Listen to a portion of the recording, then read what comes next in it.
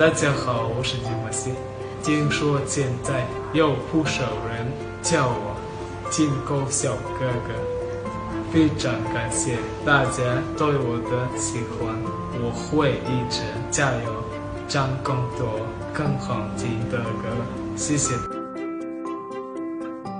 келгеннен бастап ең үлкен өзгерісің не болды? Tamam.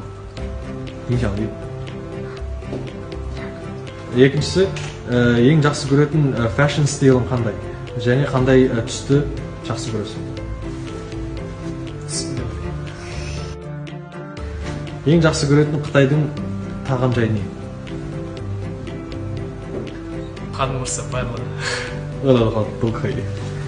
Қазір Қытайда сені көптеген атауларың бар, барлығы сені және күйеу жігіт, импортталған жігіт деген сияқты, соған қандай сезімдесің, ұяласың ба?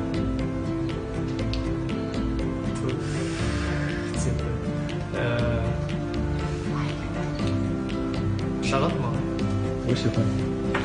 Өзіңнің ең айтатын көп сөзің не?